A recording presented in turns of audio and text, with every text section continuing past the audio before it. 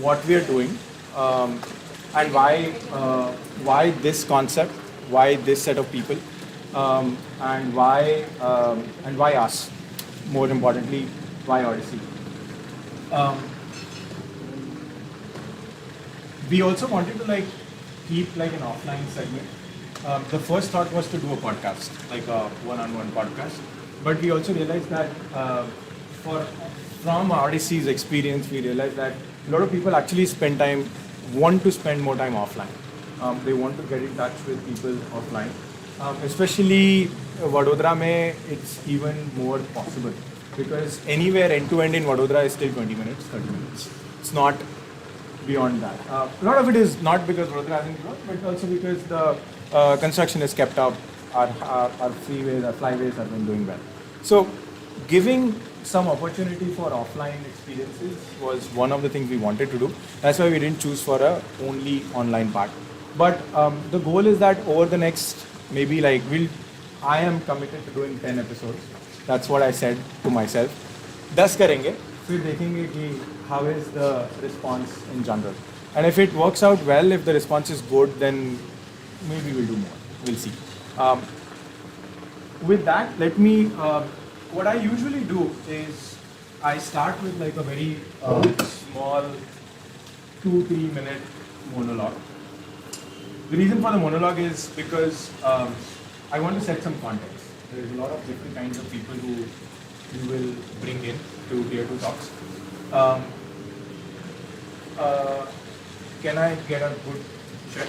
Are we good? Yeah, I just wanted to ask the 5:32. audience if everybody Live. felt like everything is audible. Yeah, can I? No. I would Okay. say the Do you fan wanna is take the fan a off? bit of a... You Akshat, can switch this one or it's Yeah. too noisy. or make it face that side. So, No, it's the noise. oh, I see. It's the noise, so I'm not able to hear. And, Maybe go one. one. Okay. So, Naval and Kshiti, I would like to request both of you to speak just a little bit louder. Louder. Just a little bit louder. Okay. Here's the mics. They're doing well. These seats are left to be occupied only. They don't Yeah. bite. You guys come up front because it will help. Yeah, and or maybe like. It's okay, but छह जगह है. अभी जो come. That might want to हाँ, dad has to be. Welcome. Yeah, that will be good. We just thank you. Okay, is that my camera, Akshat? Yes, that is yours. Okay. All right. Welcome everybody who is here in the audience, and welcome people who are on the live stream. First, I want to ask the question or answer the question: what is Tier2Talks? Bharat's progress from $3 trillion economy, we are 3.7 right now, to $10 trillion economy is going to go take a very long and winding path to 60 to 65 of our Tier 2 cities. Right? When I say Tier 2 cities, I mean there is a formal way of classifying that the government has, which is populations of above 1 lakh people. But I'm going to count Vadodara, even though we crossed that bar very long time ago, as a Tier 2 city. Stories of success from Tier 2 cities are going to be the catalysts for the next decade in India. We want to bring you those stories. Tier2Talks is an attempt to learn from our fellow Tier 2 folks. So it's going to be made in Tier 2 cities, for Tier 2 cities. And we're starting from Gujarat's Tier 2 cities, but the idea is to go close by as well, Rajasthan, Maharashtra, and hopefully we'll get there. Why now? Why is now the right time to ask about Tier 2 cities? Building scalable and successful businesses is more possible now than it was ever before in the history of our country. COVID brought a lot of people back home from where they were. They're living here now. They're living in Tier 2 cities. And we want to examine their stories. Because it's been a while, it's been 4 years. I was reading about it today morning that 24th March 2020, 4 years ago, was the first day of lockdown. And there is this concept in psychology that as you grow older, time tends to go faster. I have not felt 4 years when the first day of lockdown happened, but yes, it is that long. But these people are here now in tier 2 cities and they are building here. And we have an example of that today in front of us. But why is Odyssey, why are we doing this at Odyssey? A large part of the vision at Odyssey was to play what we call the translator role. The goal is to take large ideas and break them down into small bite-sized portions for people to understand. It's a little bit of what I feel a community needs to do. We do these activities through our communities and through sessions like these. A lot of, while we are at it, while we wanted to make sure we raise the bar for qualities of conversations that we take. So we do a lot of research. We take a lot of pains to go deep into the kind of topics we pick. Me and my team, Lavina, Akshat, Preet, and our admins, Aslam and Karun, we put in a lot of hard work to make sure that this is a high quality and nuanced conversation.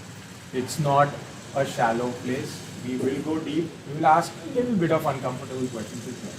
Because the point is to learn from each other and learn honestly from each other. As we ask these questions, me and our guest today, we've had one or two conversations before we've met. We've established what we think, what we want to do in today's session. But almost all of it is not scripted. We try to make sure that we want to go deep to these questions. But to the audience here as well, listen intently and ask questions freely during the question and answer session that we have. There are lots of other founders in the audience, and I'm sure as we all put our brains together to some of these questions, we'll find good answers out there. For our second episode, we have Kshiti Mehta. Welcome. Thank you. Of the Cookie Company. Is it Cookie Company or is it Cookie Co? The Cookie Co. The Cookie Co. That is what is on their website. Their website says Cookie Co specializes in New York style cookies, which they are bringing now to the Indian masses. For those of us who've been lucky enough to experience, it reminds us of Lavai Bakery in New York City. Lots of named cookie brands in the US. Cookie Co ships pan India via its website. They started with Vadodara at Old Padra Road. They expanded to Surat, and now with a newly overhauled menu a couple of weeks ago. A week ago. They started their, with lots of fanfare, they started their third offline experiential store at Ahmedabad. And one of the better premium zip codes, one of my favorite zip codes, near Sindhu. On Zomato and Google, they fall in the 400 rupees for two category. We're going to call that the premium mass category. And today we're going to deep dive into Cookie Co's secret recipe. Not the actual recipe, we'll leave that a little more proprietary. But we'll try and shine light on the company part of the Cookie Co. We'll dive into the market potential. We'll ask Kshiti for how the Cookie Co story has progressed, how tightly integrated it is with her own story. As other founders in the audience will relate, that's how every company story is. You can't distinguish the company from the founder. In her own words, Cookie Co is like her own baby, and we'll dive a little bit more into that as well. Welcome to Tier2Talks. Thank you, Naman. Let me first start with so this is how we've kind of understood Cookie Co, right? How do you describe Cookie Co? Say you went to investors, say you went to Shark Tank. What do you look at Cookie Co as? So Naman, at Cookie Co, we just don't sell cookies. That's something that's given. Right. We sell the experience of having a freshly baked cookie right out of the oven. And Right. it's a feeling and it's a nostalgia that I share from my days in US. Very simply put at it. Fair enough. And I want that in India, we should have something like this opened up as well. Fair enough. Your the kind of, if I just run through the menu, there's a lot of flavors and components in your cookies that are very premium. That kind of bring you back to that. Okay, this is not. It's not the traditional Nankhatais that we have. We are kind of moving away from that segment a little bit. And we'll go into that a little bit when we hit the product segment. But why cookies only? Like, why not, like, at the end of the day, baking is like a general concept, but why choose cookies only? So cookie as a product is a very fuss-free product. It is highly scalable. And US is a classic example, the West, where it has become once tiny product, just a classic chocolate chunk cookie itself is $1 billion business in US. And now it's becoming that thing in Australia and Europe. So it has a lot of potential. There's a lot of different byproducts. You can do so many different things with cookies, and it's an untapped market in India. Of course, going back to its qualities, it's not a cake, so it's highly scalable.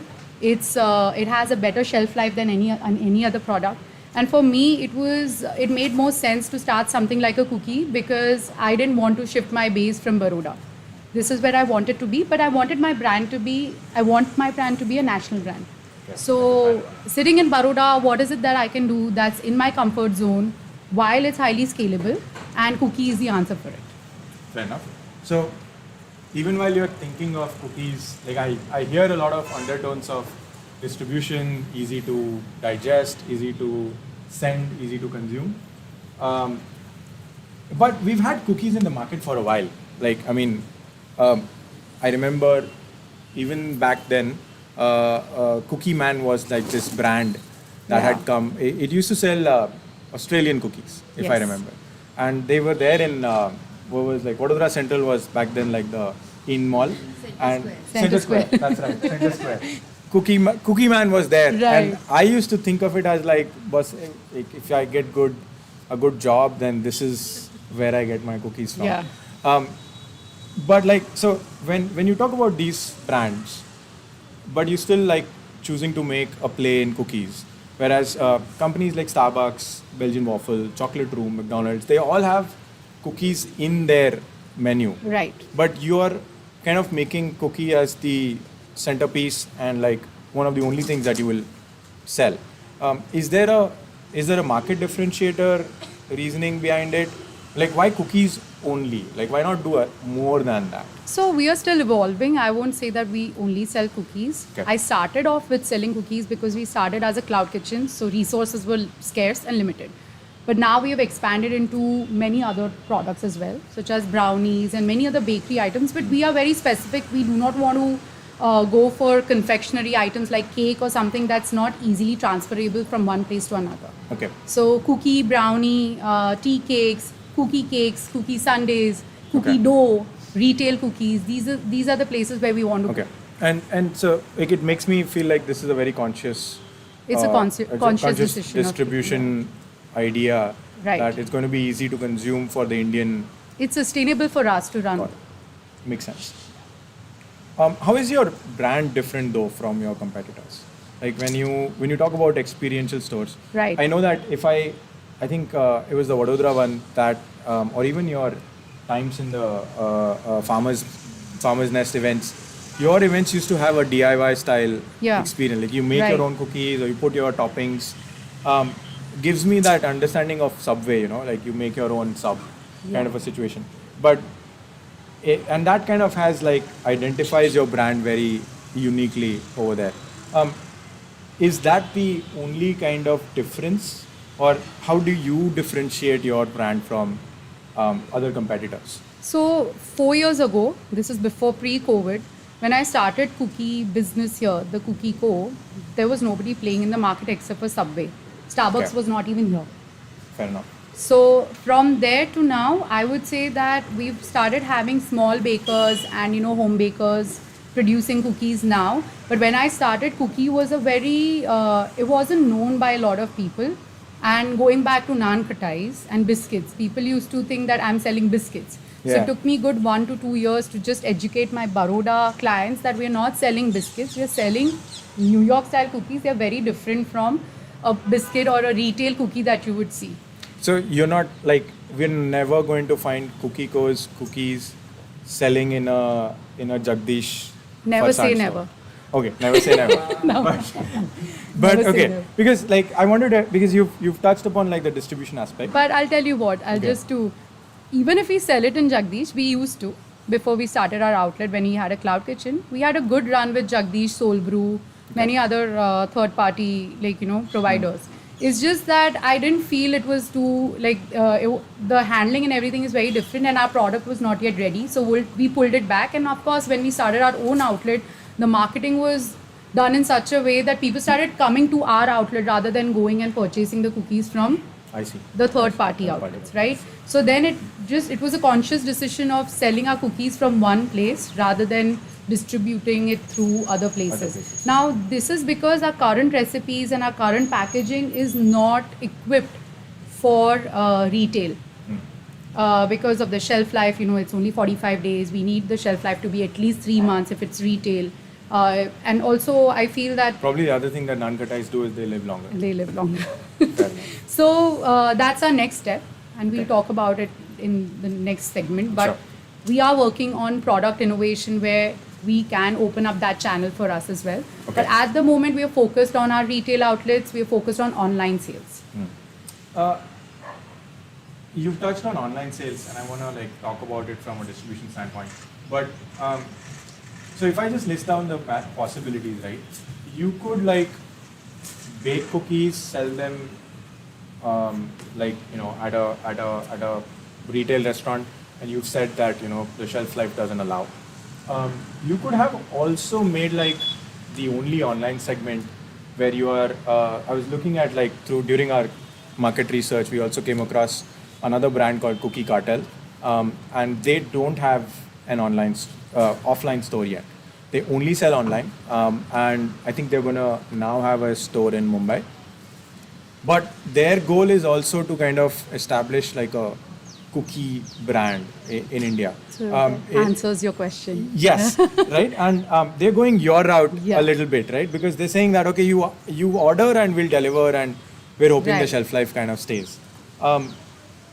And then there's the mass segment like Starbucks, where your cookies are available in Starbucks and they sell whatever. Right. That's another way of doing it. But you seem to have chosen both. As of now, Yeah. once we start scaling, we'll have to make sure we are equipped for our production and our profitability is equipped for both Okay. segments. So if At I the- go to the website and I place an order, am I getting, and let's say I'm in Delhi and your kitchens are in Vadodara. Baroda. So are you going to ship them and still be able to get it to me within a few hours? No, so it takes 2 to 3 business days. 2 to 3 business Yeah. days. Okay. But when I talk about shelf life, we are talking about 3 to 6 months. That Got is it. what retail outlets prefer. Prefer. If you're selling a bakery item, the shelf life could vary from 3 to 45 days. I see. 3 days to 45 days. I see. So we are sort of in that zone. The packaging and everything that we do right, our cookies can last up to 45 days. But that's the thing, right? Now that we have invested in these retail outlets, we want our products to be known for what we actually sell in these retail outlets. Right. And of course, whatever the secondary part, that the online sales that we are talking about, these are also our basic idea is that we bake the cookies the day it's dispatched. I see. Right. Okay. So they Okay. stay fresh on the third or the fourth day that the customer gets it. Of course, there's going to be some breakage, and that's part and parcel of an online, supply chain. But that's a constant innovation that we, from product development, we have to keep in check.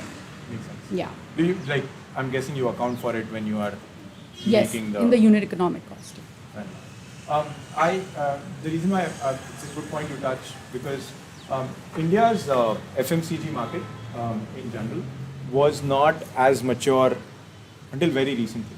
It's the Zomatos and the Swiggis of the world that have allowed the disruption in distribution, which is allowing brands to lower the barrier of entry.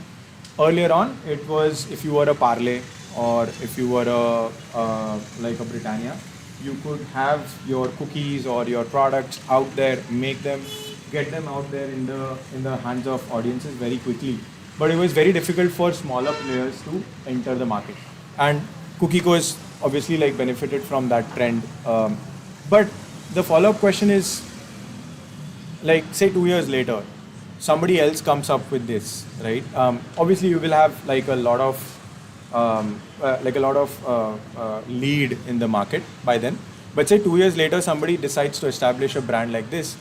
What's your right to win when there are 5 other players who've come into the market? Like, why do you think CookieCo is going to still continue to do well in the market? I think there are 2 points to it: customer retention rate and Okay. customer loyalty, brand loyalty. Brand loyalty. That's the reason why we have to move bigger and faster in this volatile market. Because in FMCG, no matter what you do, anybody can copy your product, but they Easily. cannot copy your brand. So you have to make sure that brand awareness, brand penetration in cities that you want your brand to be known is done strategically and faster. I see. Does this also like include? I'm guessing this is where your the offline experiences and the quality of Absolutely. offline experiences will come into play. Absolutely. I think that's a good play in general. For the folks that are in the audience, I'll kind of like through our research we were looking into like trying to understand how big is this market, like how much money is there to be made in general, and I'll kind of touch upon 2 sections, 2 ways to look at this problem.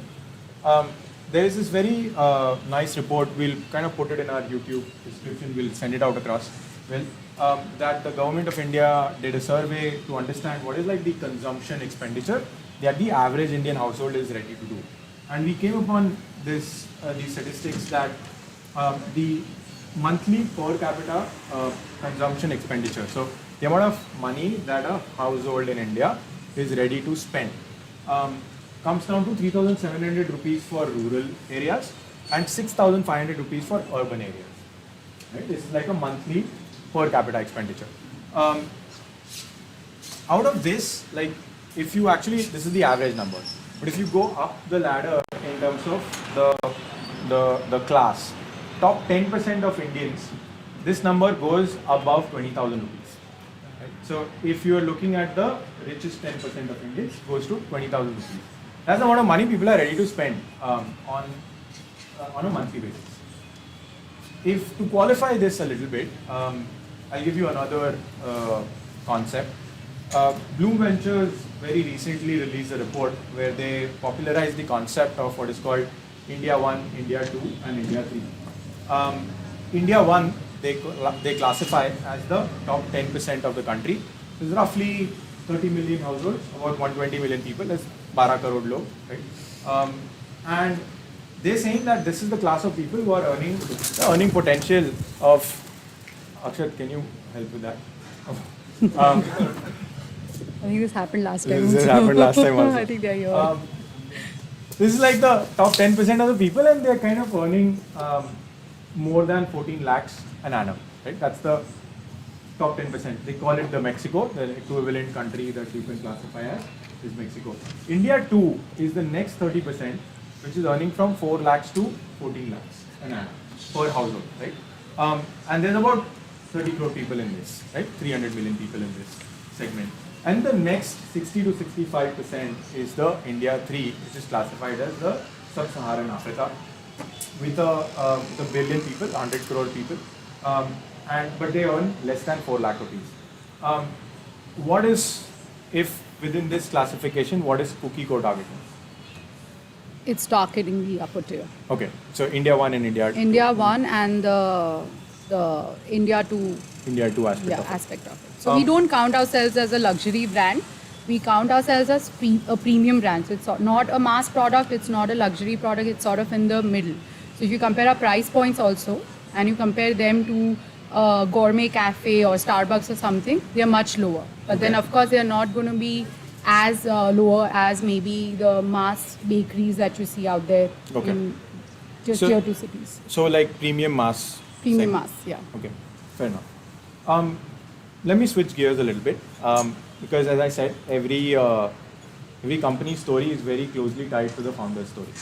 We want to talk, like, I'm going to talk a little bit about your backstory.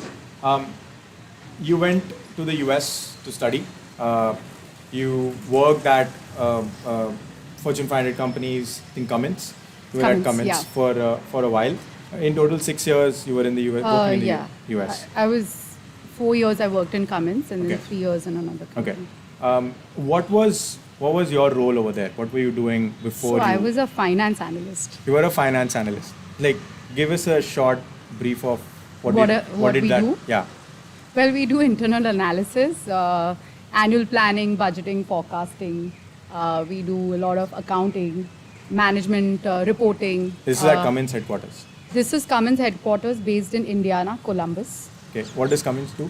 Cummins is an engineering firm. They manufacture mid-size engines, and now they're Okay. into power generation as well. So you are looking at a lot of spreadsheets Lot of spreadsheets. Yeah. with a lot of large numbers.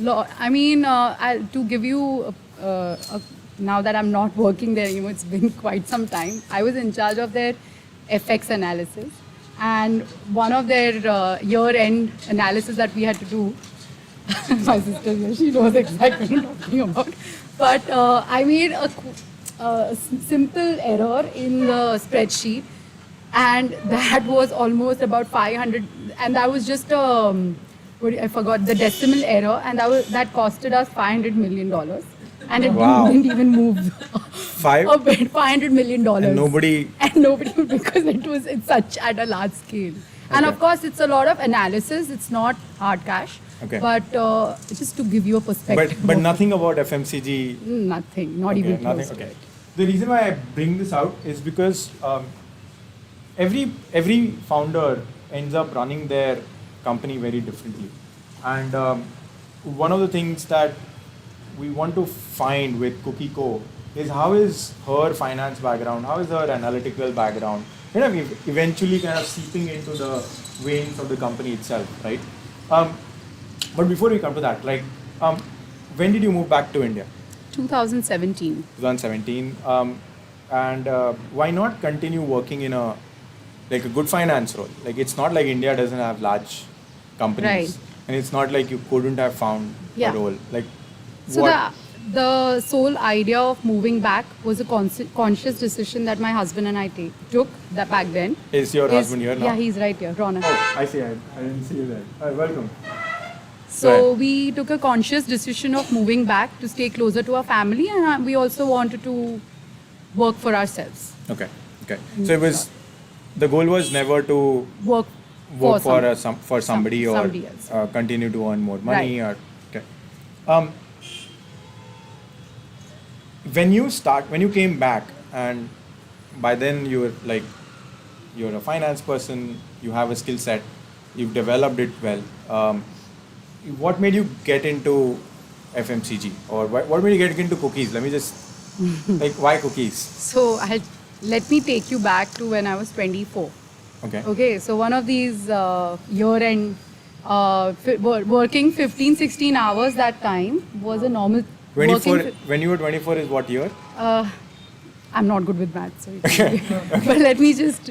So when I was 24, I was working with Cummins, and So this is was that. 2 years after graduation, and this is before my masters. So when I started working for Cummins, we had a very stressful year-end time where 15, 16 hours, pulling 15, 16 hours a day was a normal thing for any finance person, It's a very normal thing.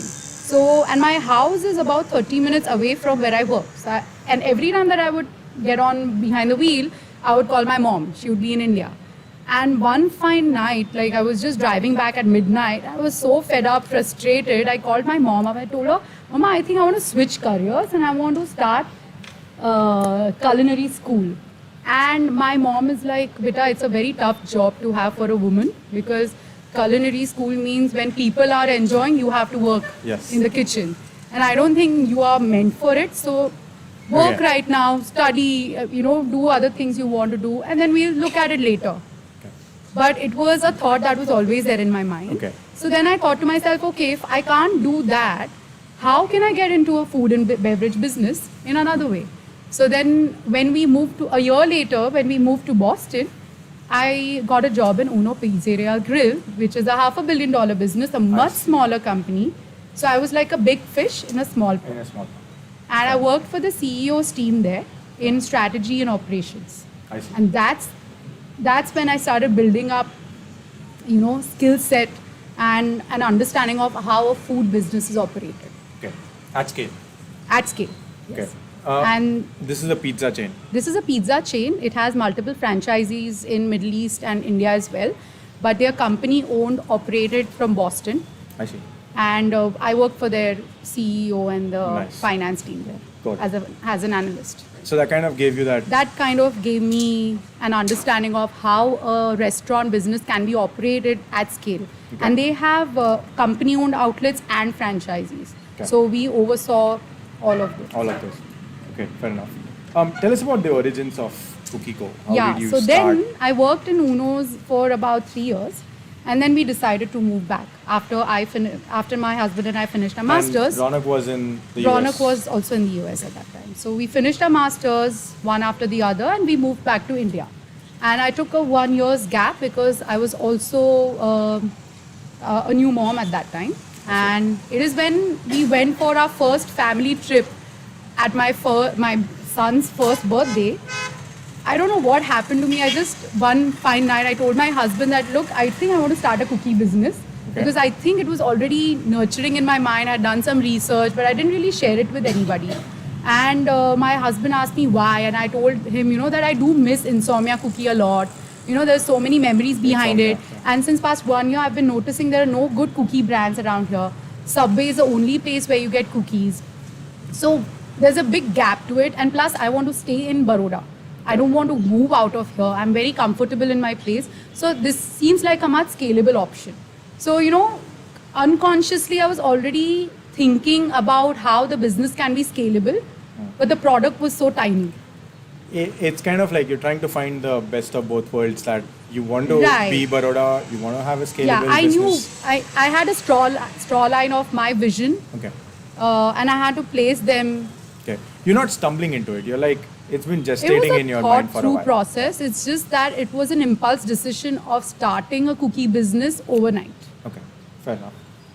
And how did that start happen? Like, what was like the first few months? So the first 2 months, I ran I ran the business from my mother-in-law's kitchen, but that was also the product development phase. I'm not a culinary expert, but I started gathering a lot of recipes. I started talking to a lot of chefs here in Bombay, Delhi through my friends' network, and of course I started trying, and I created an MVP, a minimal viable product. And that was the time, it was Christmas, so I started, sending it out to friends and family, and people started buying it. Okay. And that's when I started Cookieco. 2 months later, we started getting a lot of bulk orders. I see. Be- Just through because- word of mouth. Through word of mouth in Baroda. Okay. So then I moved out of my mother-in-law's kitchen and started a cloud kitchen Okay. with 2 members in the team. And we ran it like that for good 1 year. Got a lot of traction, no social media activity going on. It was just organic. Even I was trying to see if this will work out or not, I already had plan B in my mind, but I thought that I'll still stick it out for another 2-3 years before Okay. I go for my plan B. Okay. And then COVID hit. Okay. So it was right after COVID that I hired a social media person. I started thinking about marketing. I started thinking about how can I put my product out there. Is when my product and my brand picked up.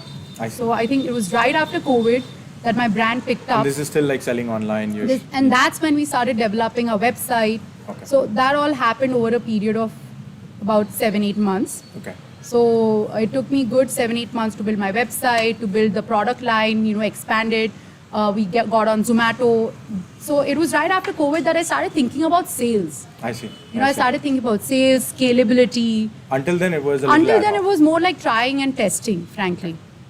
Okay. What was like in this trial and testing period? What was, you mentioned that it was that you kept getting repeat orders. Right. What was your method for like were you like consciously making different cookies, or were you already thinking about the flavors, or how was your customer feedback loop working at that time? So it was all one-on-one, Okay. WhatsApp I communication, see. Facebook, reviews, Google reviews. Very hustle oriented. Yeah, very hustle. No CRM Fair enough. thought process to it. It was very raw and organic. But I think when I launched the 7-8 flavors that I did was with the idea that I have to create a Six Sigma process in my kitchen. You know, if Okay, anybody knows that's- what Six Sigma is, it has to be process oriented, and I knew it should be in my control. So we had only 7 to 8 flavors initially. So I Wow. could, so Okay. I could control the flavors, I could control the quality of it. So it was like a very held tight baby, Got it. that I was holding on to. Is there like a part of it when you were doing this? Like, were there other offshoots of, hey, this is working, why don't we do also this? Or were you Right. already focused on, no, I just want to do cookies? When you say Like, we expand into doing cakes or... cakes, no, it didn't occur to me. I felt there's so much scope in this. I still don't think I want to go that route Okay. yet. Fair enough. So when, from like this idea where you had your own kitchen, when did the first offline brick and mortar shop come in? Right. So when we started seeing the numbers Okay. through Zomato, through your online online. sales, is when we decided that I think it's now time to start our first brick and mortar store, because we also wanted to go in the valuation route. We Okay. wanted investors on board who could strategically help us grow fivefolds. Okay. So the main question was, If you don't mind me asking, when you were looking at those numbers, if you're comfortable sharing, what's like a good number where somebody can say that, boss, this is like a very good traction, and you want to start thinking about making like an offline presence. Right. Like what is this threshold that you cross, and when you feel that, okay, now I can start an offline. so the threshold is very relative. Okay. Naman. Like for me, my threshold was so low that the first year we barely made some 50 grand. Okay. But it was also 2-3 months of sales Sure. only. Sure. The It was second sporadic. year, You want we like made hardly 6 lakhs a year. That was the amount. 6 But it lakhs. was just product development. Okay. But it was the third year that we grew 3 folds. And we Okay. made 30 lakhs. Okay. Wow. Okay. So obviously that was like a big jump. So it's the relative increase year over year. Yeah, and also I think more than that, there was a lot of opportunity I saw about brand penetration. Okay. Like, being a cloud kitchen, yes, of course, there are a lot of perks of having, low cost, low fixed cost and everything. But the brand presence is highly dependent on third-party aggregators such as Zomato and Swiggy. Yeah. And they take up 30% of your chunk of your margin. So Fair then what enough. are you taking home, right? Correct. And then this is just their pure commission. Anything you add on, any sales and marketing is additional. So how do you then think about Like the sustainability actual- and profitability? Actual unit economics Right. go low. Unit economics doesn't work at that time. So we decided to move out of the cloud kitchen model. And of course, the idea when I started the Cookie Co idea was to have an experiential, Store. way for people to experience freshly baked cookies. Okay. And I was not able to get that out because people just didn't know what it would be if they had to have freshly baked cookies right out of the oven. And we wanted that live experience. So having a brick and mortar store was the way to go. Okay. And how did you go about? You mentioned that when you started playing with this idea of getting a offline store, you were looking at external funding. Right. Like walk us through the process of like you. A lot of people here who have started their own companies have at some point in time thought that okay, scale will require investment from outside, but it's also a question of like where do you find that external funding? Where do you find good partners? Do you go friends and family first? What was your thought process? I think we started off with the debt route. I Okay. thought that, we just thought that instead of spending family money, why don't we ask for a loan, and especially nowadays with women Yogeena and other subsidies that are out there, it would be easier to get a loan. But eventually I found out that it took us a while. My store was about to be launched and my loan was not anywhere I to see. be. Okay. So Fine. then we switched routes and we went through friends and family. But that was also a very casual round of, pitching and getting funds on board. But it was with the idea that once we have this outlet ready, once we start showing revenue here, is when we'll actually officially run the external round. round of angel And did you do investors, that? Okay. and that's what we did. Okay. So actually, Baroda outlet was a good pilot for us to show numbers, and that's how we were able to secure funding Okay. at a better valuation for the other two outlets and online marketing that we wanted. When you raised that first non-friends and family round,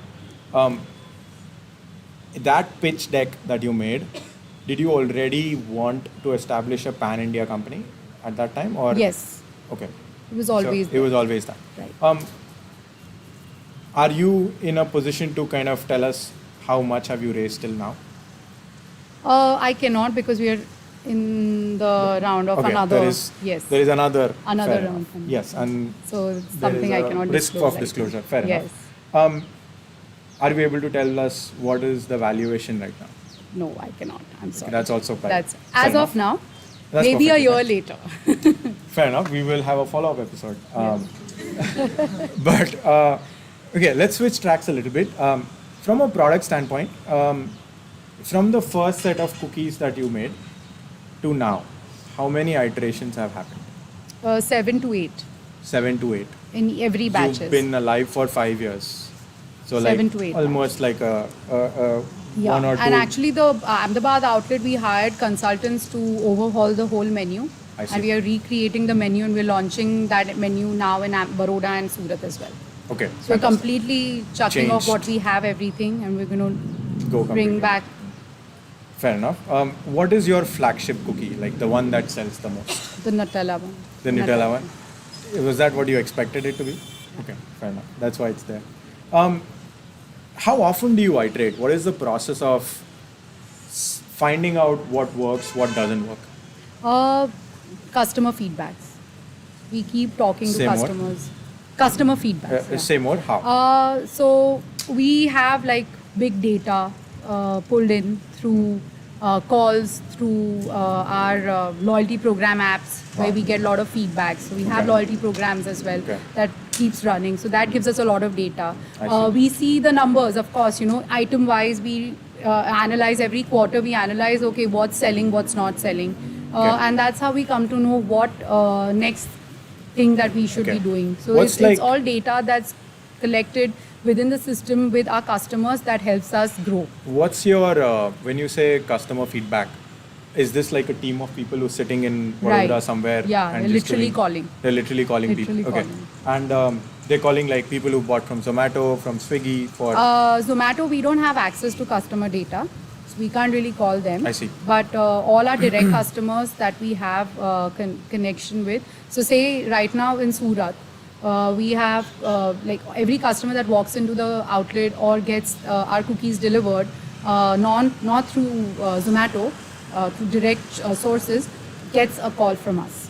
I see. Okay. So there is a feedback mechanism. Yeah, and it's not for the public, it's for our own introspection and for our own Got it. development So so you're that not, we can. like, you're not reading Zomato reviews. You are. Of course we are. That is Okay. important, but not every. See, it's very simple. When a customer doesn't like your product, 90% of the chance is there that he's going to go up there and put a bad review. Okay. But when a customer likes your product, they're not going to go up there and they're not going to write you a review. Write a review Right. for that. So it's very difficult for us to convert those good reviews into Like a like feedback a proper for, yeah. feedback.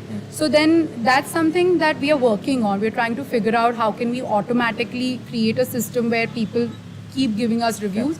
But till then, we are making calls so that at least we are not lost in the process. Because as you grow, it's very easy to, lose sight of your quality because you're but then- working on. How do you like retire a product? So, let's say, do you wait for like customers to tell you that okay, this is not doing well, or you just came up with a new menu, and to make space on your menu, you are going to retire a product? So they're both things, both Both. of these. Say something doesn't work out logistically, maybe something, say something is very seasonal, like a fruit-related product, then of course you retire it as the season ends. Okay. But otherwise, it's just data, I see. Okay. Itemized data. Fair enough. Fair enough. When you now you're on the path, you have 3 of these experiential stores. You possibly want to expand, move on to more number of stores. there's always this question that eventually comes to everybody's mind is how much of it you keep in-house, how much of you kind of franchisee it to other people. Have you thought about that question? How do you go about? So I'll answer that question with scalability in mind. Sure. We have 3 company-owned outlets now.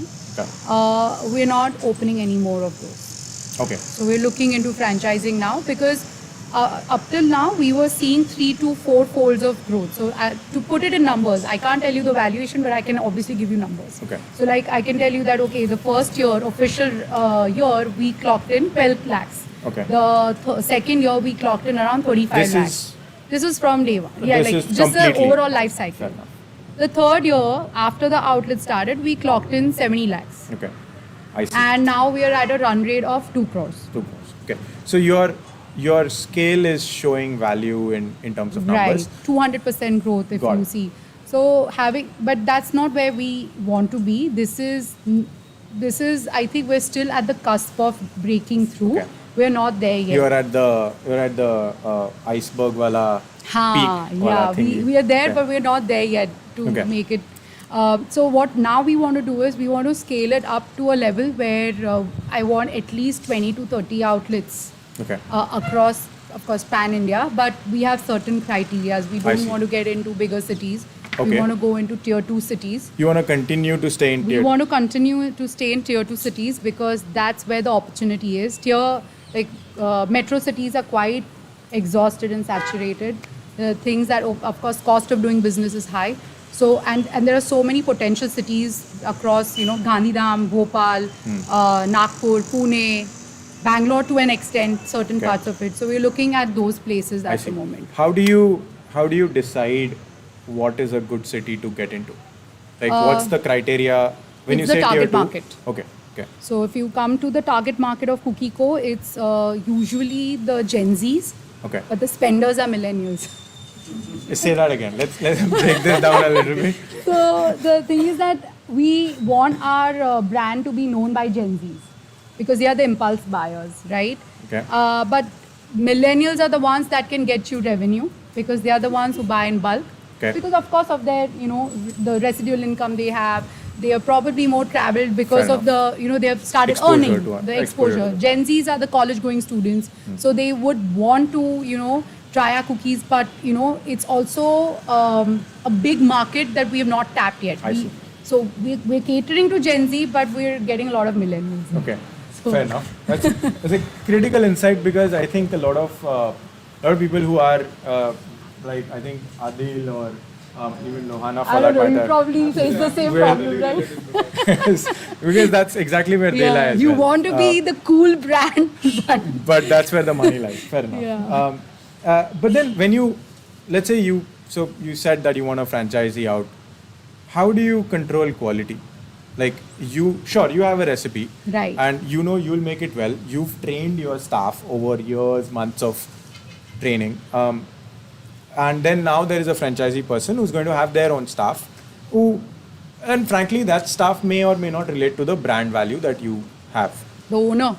Yeah, right. Now you're not dealing with the staff. Exactly. You're dealing with franchisees. Fair enough. And the So- franchisee person has profits in their mind. Yeah. Not just the fact that, hey, I'm a part of a Right, brand, right? One of the best examples of this that at least I know of, I'm sure there's other people who know of this, is Tatas have done a brilliant job of expanding themselves like that.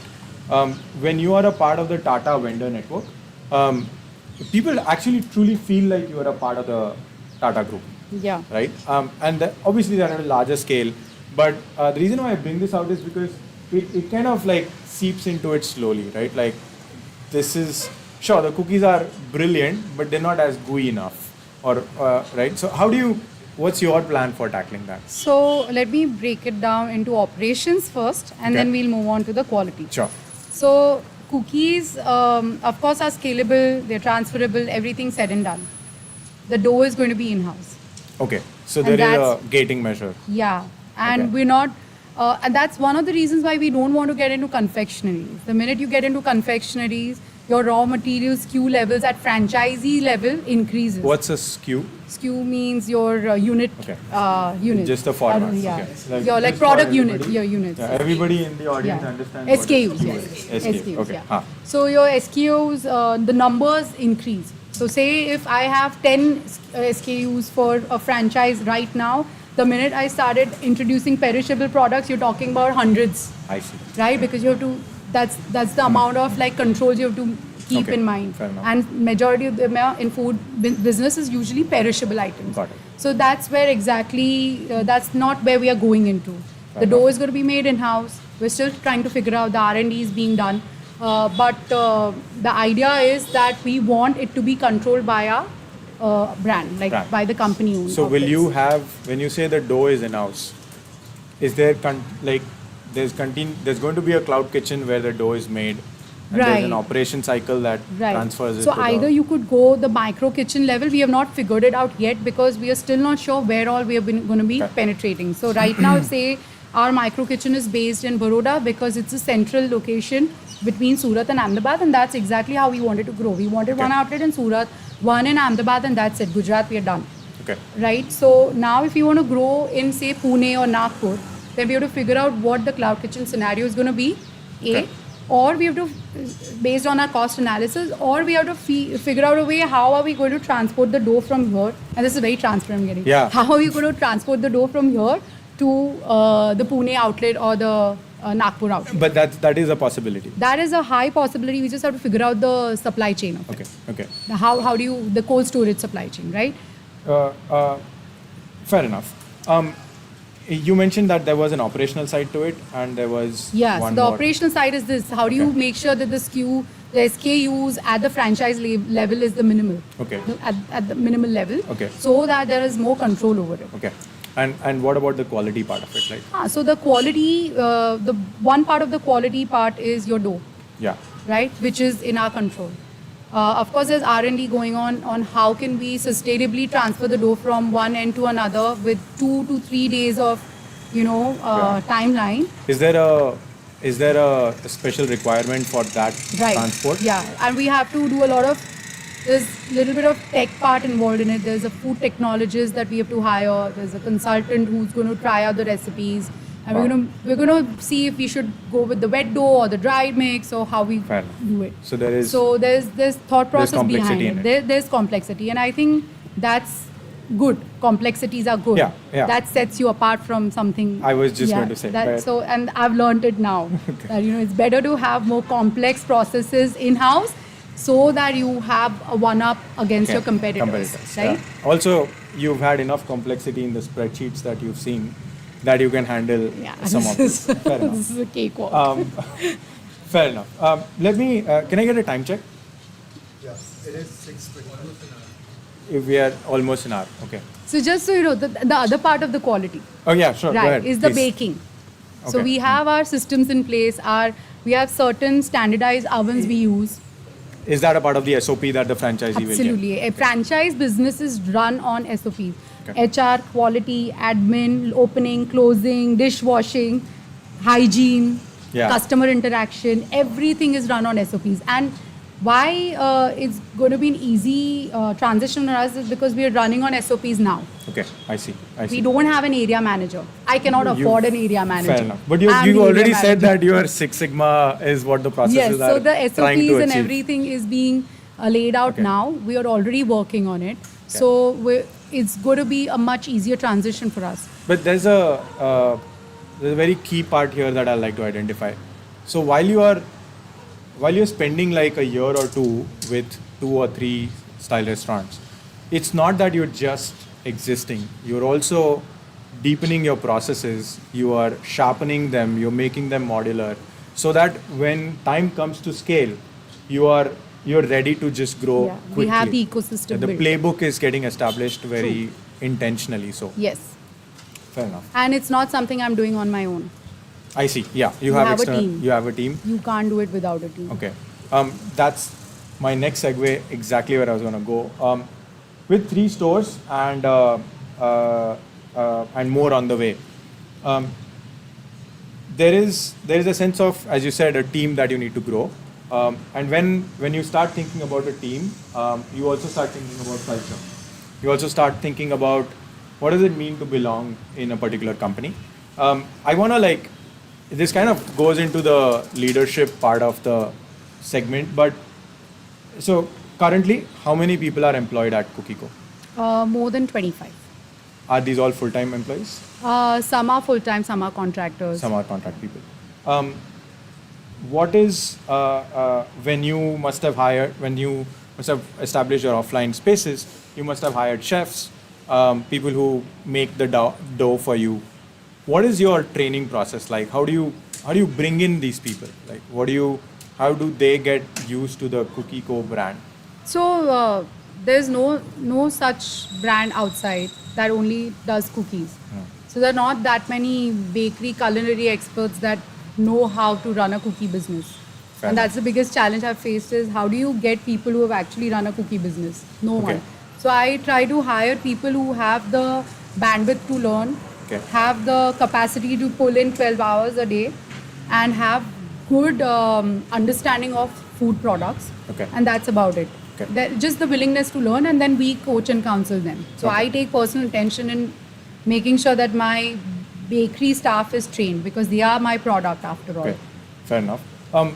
You'd mentioned when we were talking that you'd had to bring in the chefs and you'd had to make them unlearn because Right. they've all This used just to just recently.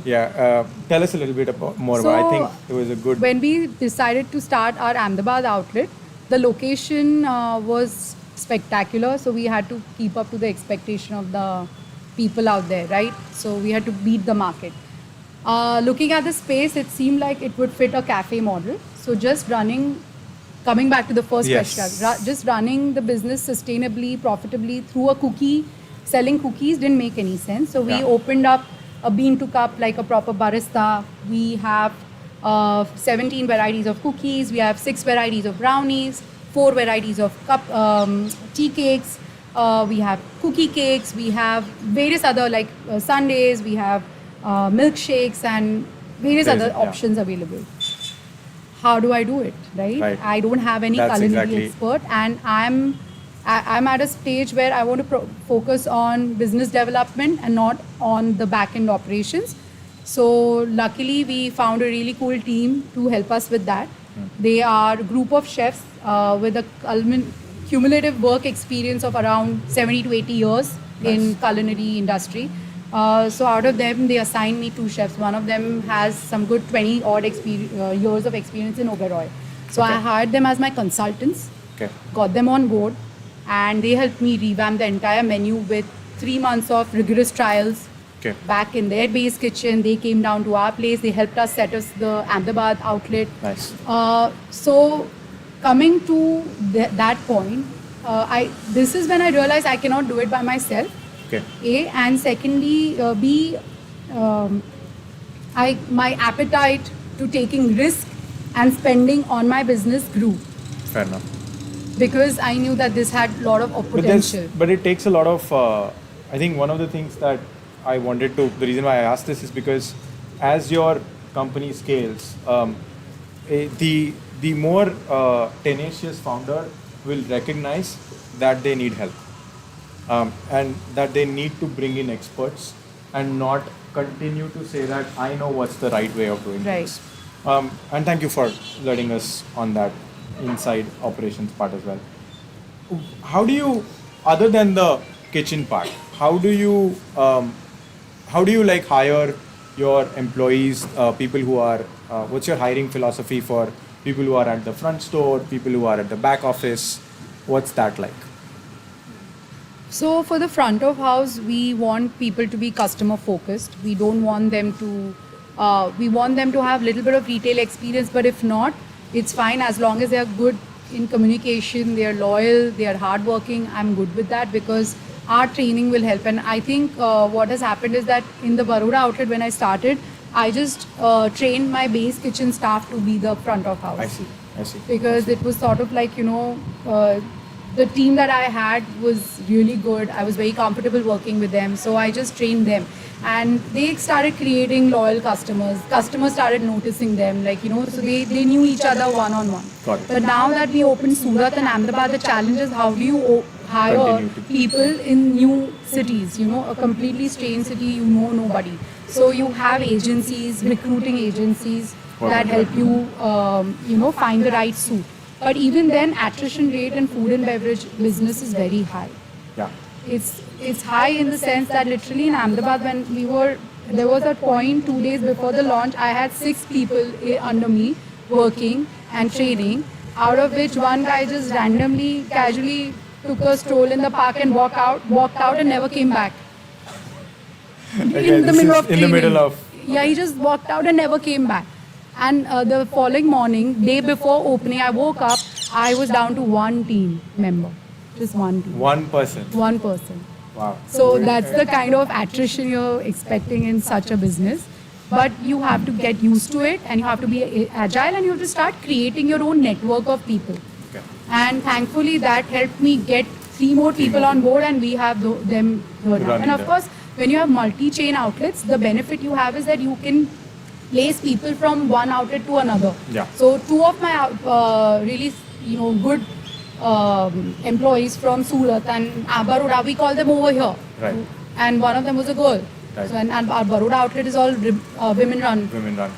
organization. So I called them on board, and we were able to figure out the opening that way. It's So it's a lot of like It's actually variables. one of the things that it reminds me of.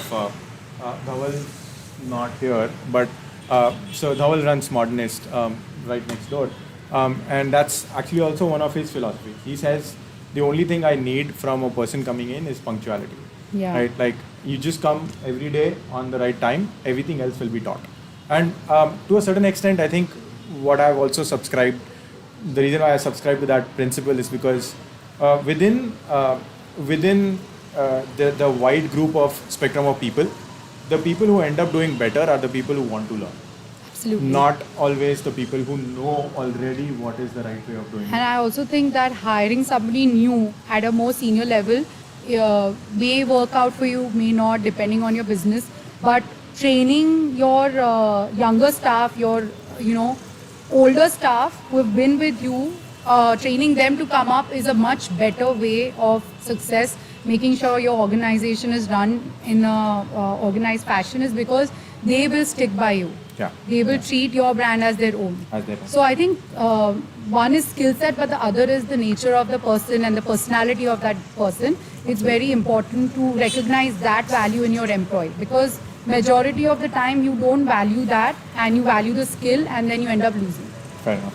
I think it creates a sense of loyalty, and It does. It does. there was this. I regularly during my team meetings also.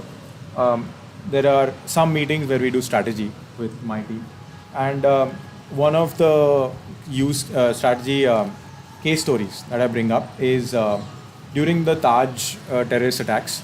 There is a very nicely noted statistic that none of the Taj employees, when the firing started, none of them left the hotel. It's very easy to say that, boss, there's a firing happening, I'm just going to leave, right? But their priority was that let us guide everybody who is inside Taj to kind of safety, right? And none of them left. There were 30 people who were injured, 18 people died. And all 18 of them were employees. And HBR went ahead and said that let's kind of find out why is it that Taj's folks decided to stick.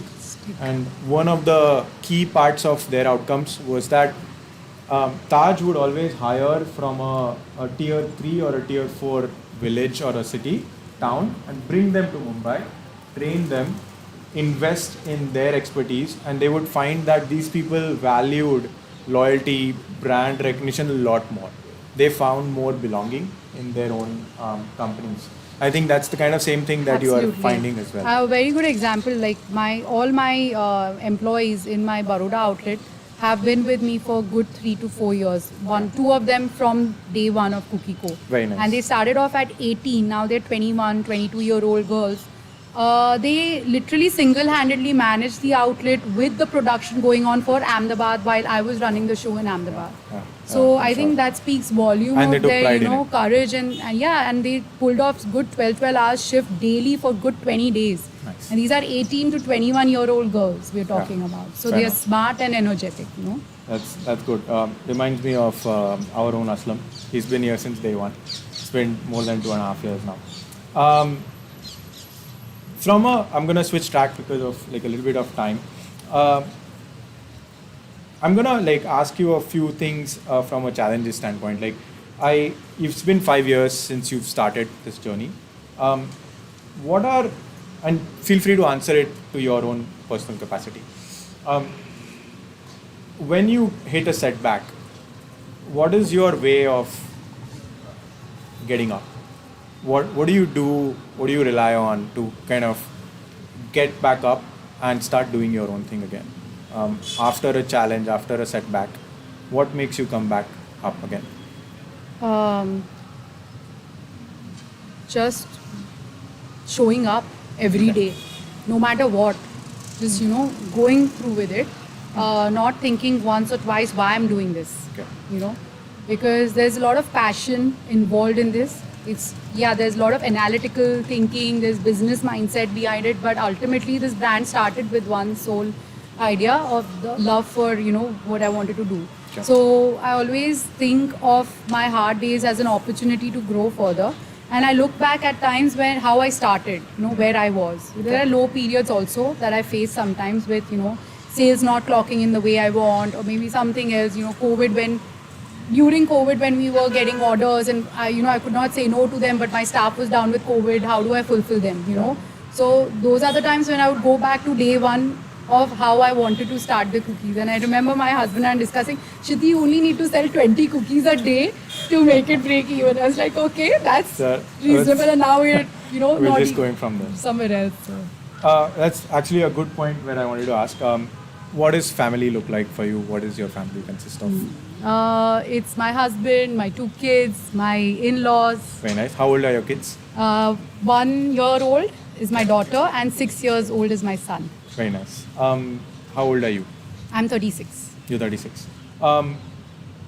In the last, if you could just look at quickly your journey of the last 5 years, what was one such instance that was very challenging for you? Can you describe? I think it's the recent times because once you start thinking about scaling and once you start thinking about growing your business and you feel there's potential, there are a lot of other things that go around in your mind. I think one of the challenges I've faced is how do you keep your sanity? Yeah. Because you have to think about your funds, you have to think about your current operations, you have to think about paying your staff on time. All these are your ongoing problems and then you're thinking about growth. Yeah. So while Ahmedabad became a really big success launch and we are getting good traction, I still have these, overheads to meet. So it pulls you down sometimes. Okay. And let me put it this way, that any growing business has anxiety and stress are byproducts of any growing business. Fair enough. I think a lot of people. And I don't think any business school is going to teach you that. Fair enough. So you just have to figure out your own coping mechanism. I'm sure. To come out of it. Yeah.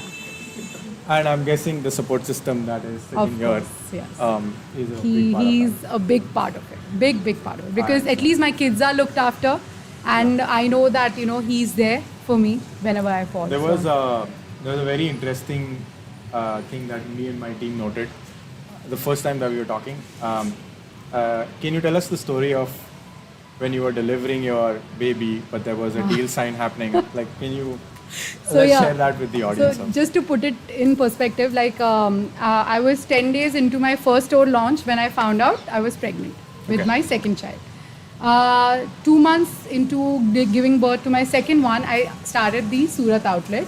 Okay. And 1 year when she turned 1, I started my Ahmedabad outlet. So just in that, after my second born, the whole story behind when she was given birth and everything, I almost was down to 3 outlets.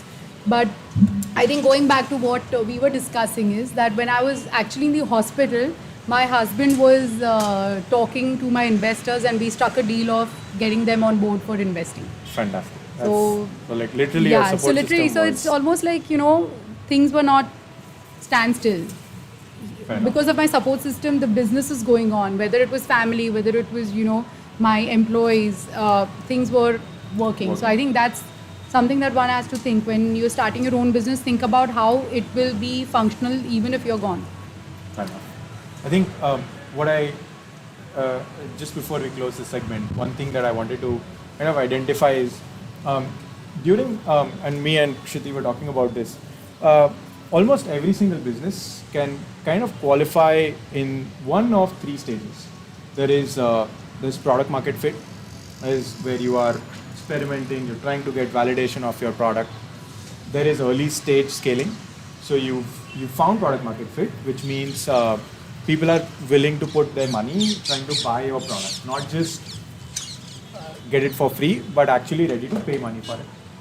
Then there's early scaling stage where you're trying to scale your operations, and then there's mature scaling stage. So like a third wave coffee is probably at a mature scale stage now.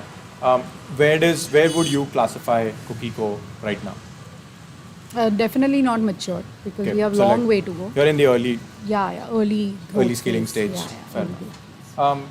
Thank you. That was like my round of questioning. But before we move on to like a short Q&A, we do this with all our guests. We have a rapid fire round. It's going to be the point of these questions is not to think too much, but kind of like give your answers. She knows how bad I am with impromptu. But it's very light stuff, right? Okay, we're fine. not going to ask you which We'll books see. you read. But okay, so you already answered how old you are. You're 36. Do you cook at your own kitchen? I used to. You used to. Not after I started Cookie Co. Okay.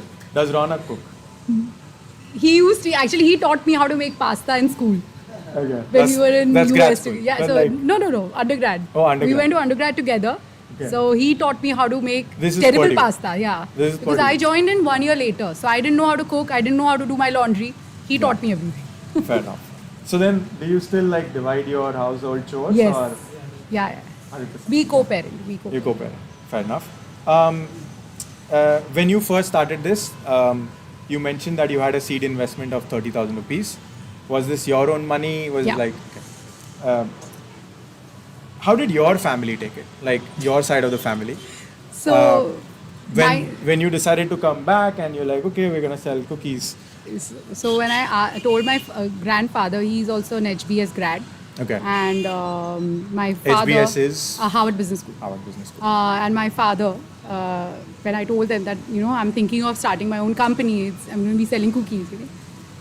You came all the way from Harvard, you were working in Cummins, now you want to sell cookies over here? Okay. That's what my grandfather Fair did. enough. Why don't you just work with your husband? Okay. Help him out with finances. He'll need your help with, so two of you together can... And what do I was say? Ronak on board? Or? He was absolutely on board because I think he has been the reason why I actually started and I actually scaled.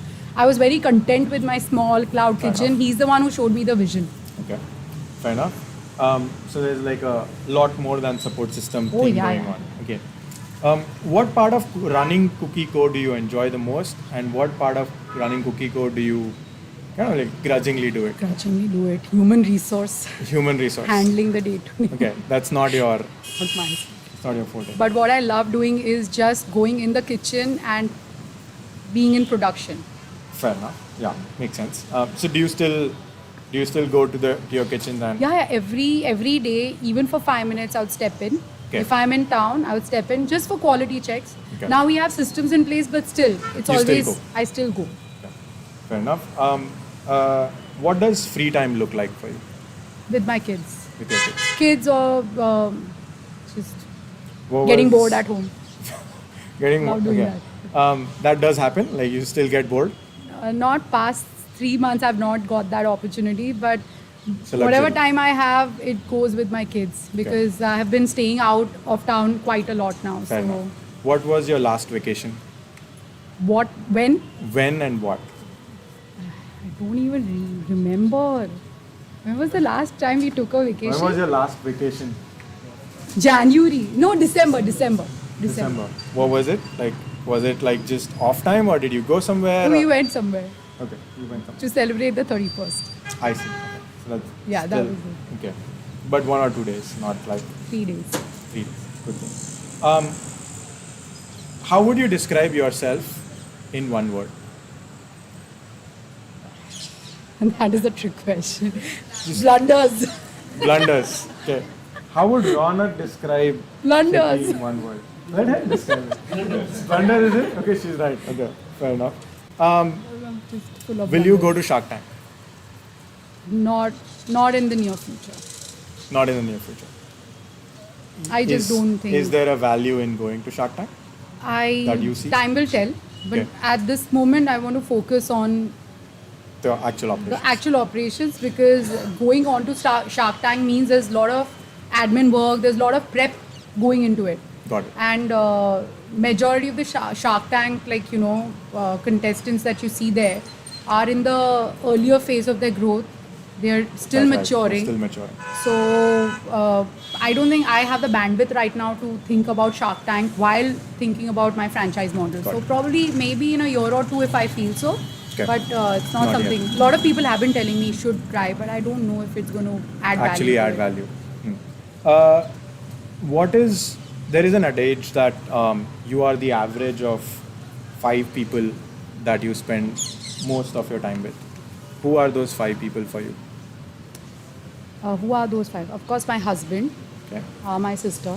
Spend Okay. a lot of my time there. My kids. Are they counted? Sure. Can you count them? But that's not from a like you don't learn from them. Yeah, Let me- of course, you learn so much from them. You learn I from learn patience. Fair enough. Then they are endurance. absolutely a part of your No, top but like 5. at this point, it's only my close family. There's Okay. not Okay. much I can Fair do enough. outside. There's a lot of things going on. So. Fair enough. And my last question that you may choose to answer in your own way, but on a scale of 1 to 10, how happy are you with your life? I am 9 out of 10 happy. 9 out of 10. Yeah, I look tired. I look like I'm struggling, but I'm very happy inside. Awesome. Thank you so much. That was our session with Kshiti Mehta. Thank you very much for coming. We can choose to take a break if everybody's wants. It was a little hot in the middle. Thank you for whoever switched on that fan. But if you want to take a break, feel free to step out. There are restrooms over there. But the next 20-30 minutes, I feel like I'd love to open up for questions. Feel free to ask questions about your world to Kshiti, but also if I have missed some aspects of what you wanted to find out, feel free to ask about that also. Any questions that people have in their mind. Could be personal, could be business oriented, any of that. Yes, I have. Please go ahead. So, I'm a big fan, first of all. I love the cookies. Thank you so much. So will Cookie Co expand to become something like Parle with different products under its belt and those products becoming their own entity? It could be, but it would be a completely. Do you want new to, Kshiti, vertical. can you repeat the question just for people who are not going to be able to hear? Okay. So I think the question is that whether Cookie Co would go in the Parle route where you would have different verticals of products, not just freshly baked cookies, right? Yes. And that would be more like a national Yes, retail, having their own entity. having their own entity. It could be. We are still exploring those aspects of it, but at this point we're focused on retail outlets, and of course, if the new product development that we are doing for retail and for our online businesses, if that works out, and if we are able to figure out the costing right, then obviously that is a good way to go. But that again is very highly capital intensive, and it's a whole new scale of business I we're was just talking gonna say, about. yeah. And I don't know if we have the market here to compete with something like Parle or. So we'll see. Time will tell. In the near future. In the near future, the further future. In further future. More like because it's a capital intensive. It is highly capital intensive, and it's a completely different vertical from what we are doing. It's a different market segment. From packaging to product innovation to the kind of team you need to build, the real estate space you need is different scale. Fair But enough. of course, if you get the product right and if you get the right investors on board, that is highly possible. Okay. Fair enough. Thank you. Any other question? So I have two questions. Okay. One is, seeing that you are a women entrepreneur, okay? Have you ever thought about age as a does that ever count? Like, do you ever think about that? Okay, I'm so and so age, and do you think age is a number? Like, age is number. We all want to believe that, but there are a few people who believe in, okay, by this age I want to be at this target, at this age I want to be this target. So, are you an age-oriented or time-oriented person? I'm very fluid. I'll tell you, I am a, technically if you ask me, I'm a very content person. But also there's part of me that's highly competitive. Yeah, that's No what- matter which age I was, whether I was 6 years old or 23 or now, I'm highly competitive, and my husband is the same, so he has always pushed me in direction I would not think of going. And I think that age will never come in the middle that way. Okay. Of course, I have an age when I want to retire. Yeah, Hopefully, I will. So, but never a a target of, okay, this is where I want to start my business, or that was never part of it. It always, I stumbled upon certain things that in life that became like my life. Right. So I would not say age will be a number I would rely on. And the second question is, how beneficial do you think is taking along your, like Naman said before, that a brand's story is way more interconnected with the founder, right? So how beneficial do you think it is to take along your personal brand with the brand? So I when think- someone sees Cookie Co and when someone sees Skitty, should you be thinking about each other? Or Right. this should be It's a very independent, this valid should be point. Very valid question, actually. If you were Especially in asking- like today's age. in where today's age versus I'll tell you what I thought 5 years ago. So 5 years ago, if you'd asked me this question, I would say no, because I didn't believe in that. I didn't want myself to be the face of Cookie Co. But after COVID, something has changed that people want to see the face behind a product, whether it's a fashion brand, tech brand, or like, e-commerce, or, FMCG. And majority places you see the brands that have actually succeeded are the ones where the owners are in the forefront. Yeah. So it's all, now I think that it's very beneficial to be out there with your brand. Don't shy away. Yeah, following with that, why I'm asking you is because, as you say that, when you grow, when you're on a scaling period, should people like also affect that you said organization should run regardless of you being around, not your face or no face, it should automate. Right. So how do you think this will relate if we are so much into interconnecting ourselves with our brands, when it scales up, when someone don't see you, or when you're not, and let's just say you're busy enough to not be everywhere around, is that going to affect? So that's when you hire a PR person, right? They strategize everything for you. And they tell you exactly where you have to be, where you don't have to be. Like a very classic example is Pooja Dhingra in Love 15. She's like my idol. Yeah. The way she's doing everything, it's so interpersonal. And yet her brand is so big, but she's everywhere and she's nowhere. So I think it's something that comes down to your team. How they are able to manage your brand, how they're able to grow your brand, and how you're able to go places where you're supposed to be to promote your brand. Yeah. That's a very interesting discussion, because I have a follow-up on that. If you think about growth for any business, there are various schools of thought or frameworks for considering growth in business. There's something called revenue-led growth. There's something called brand-led growth. There's something called product-led growth. And each of these things mean a little different for every business.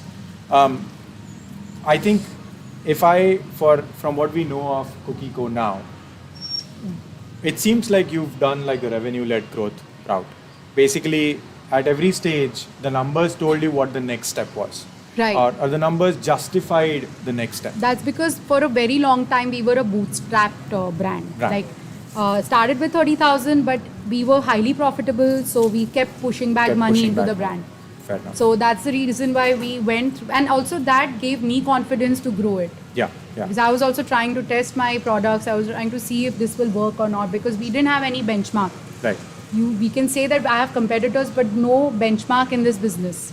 Got it. So So in some ways, would it also be accurate to say that how Kinjal pointed out that in the early stages it was revenue-led growth.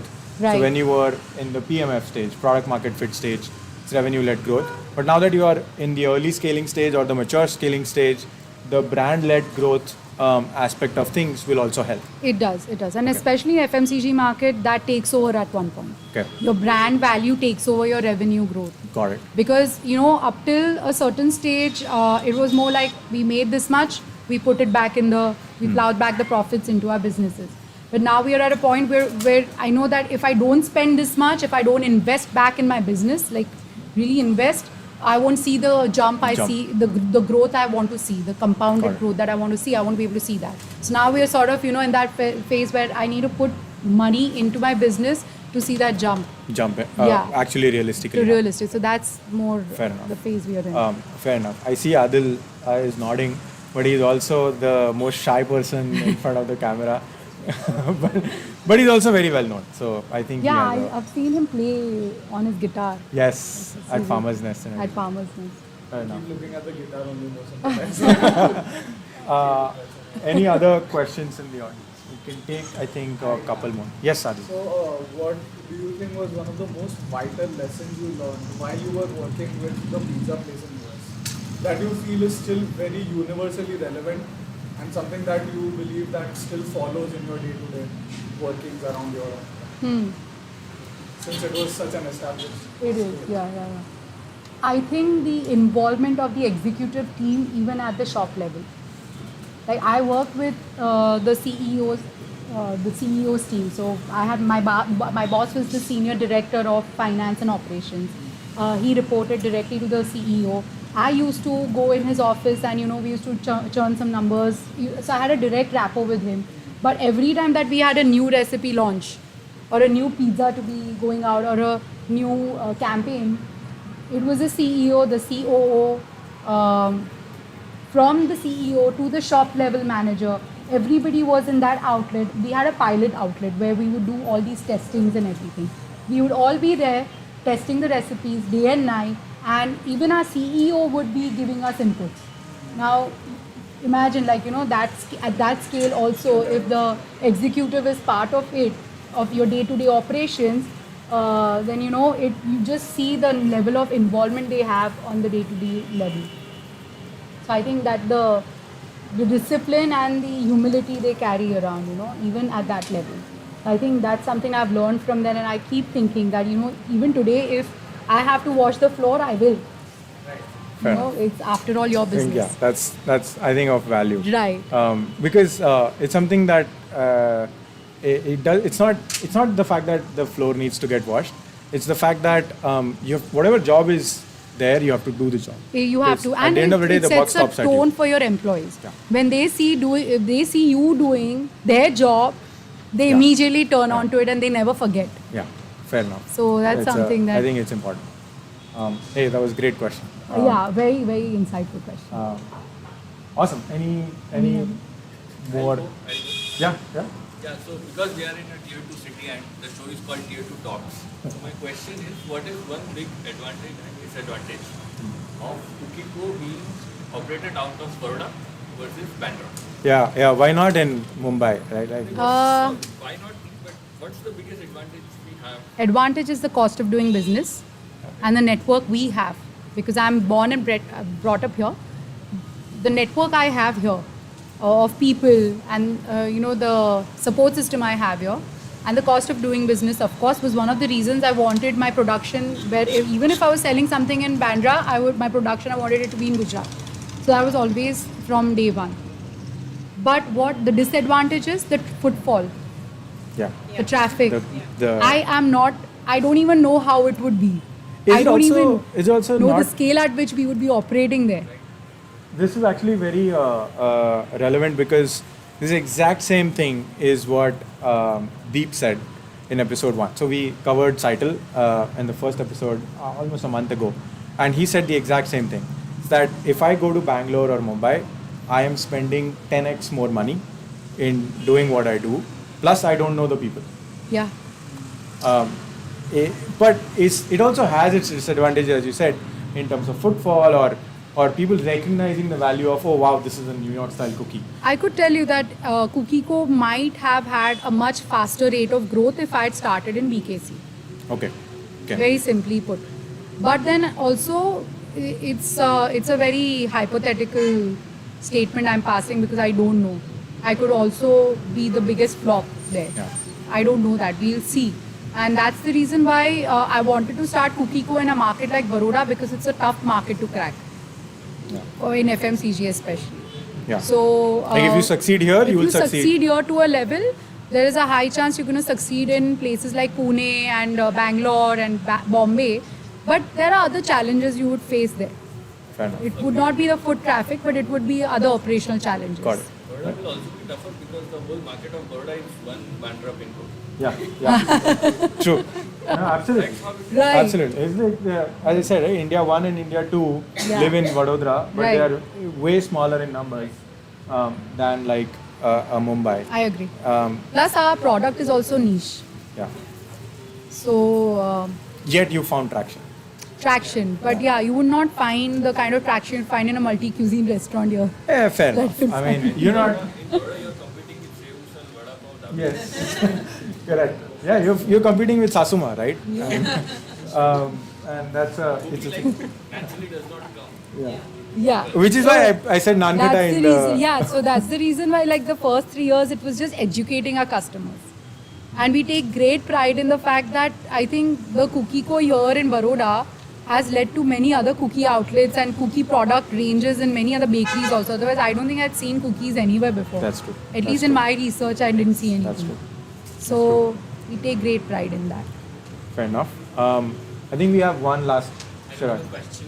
Yes. Because I know her since I've been a kid. Fair There's enough. something I want to say about Kshiti. Sure. Like, I've grown up with her. She's been my elder sister. And seeing her business, I have a few points noted here throughout the interview Sure, that please. it's just the most important point we forgot was the taste of her cookies. Yes. I think that is what we forgot. That's because true. that will lead to everything that you just discussed right now. I have been one of her most ardent fans of her cookies, right from the day One she of my sent it to oldest me. customers. Right from He's the day always she sent there. it to me on Christmas that she's talking about. The one fact that we forgot discussing is the taste, because if the product is not going to be great, it's not going to lead you anywhere. So I think that is one thing we forgot. The point number 2 that I wanted to tell her that she's created an aspirational brand. It's like the Sabyasachi of cookies. That's what I would like to say. Shiroy, that is Sabyasachi. like you put me on the ninth cloud. I keep telling Yeah, her. saying that. that's why the.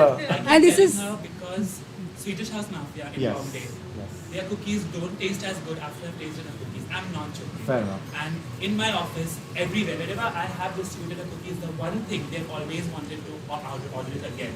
Right. So I think the taste, the whole core business of her taste, the recipe that she makes it with, Right. we have forgotten that. That Yeah. was the main point. I think you, Shiroy. eventually It's you're coming absolutely right. from somebody who is equally passionate about And- his sorry, work. one His more work. thing. Fair Courage enough. to take action, not a risk. I am an employed person. Today, if I want to start my freelance, I don't have the balls to do that. Fair She enough. left something so huge and came down and took a risk for that. So I Yeah. think we need to compliment Kshiti for that. That as well. And I of agree. course, love and passion everybody has. One more thing, I think her branding, her boxes, right Yeah. from the way she curates her store. This is a discussion we had when she was starting the store, that what color should we use. We had a discussion on this together. And Right. today I'm so happy for her because I will always be her advocate for her cookie shop wherever she goes. So I think 3 cheers for her for that. Thank That's you, good stuff. Shiroy. That's so sweet. It's good stuff. That's so I think sweet. he's right. Like we talk about the macro part of Yeah, we revenue-led forget the growth, simple things. but the fundamental, the reason why that revenue was there in the first place, is because the cookies are fun. And each cookie tastes unique and tasty. It's not just one. Also, we ordered some Thank for ourselves when we were doing our research, and we fairly agree that when I was ordering, everybody was like, "Nahi, nahi, mere liye nahi." And then when they came in, we finished 4 very. We're fighting at it. Like, by the time, Despite each one of us had already ate. Like, separately. so that much is true. Thank you. But congratulations on the launch Thank in Ahmedabad, and we hope that the 2 crores that you are at turns to 200 crores in the coming few years. Yeah. Thank you so much. Thank Thank you you everybody very for much. coming in. Thank you so much for That was coming. our episode 2. We're going to like be around. Do you have time to like just mingle around for a while? But yeah, feel free to stay. Feel free to explore Odyssey, and also Kshiti is going to be around if you have more questions. But thank you to my team as well, who've done a great job of putting everything together.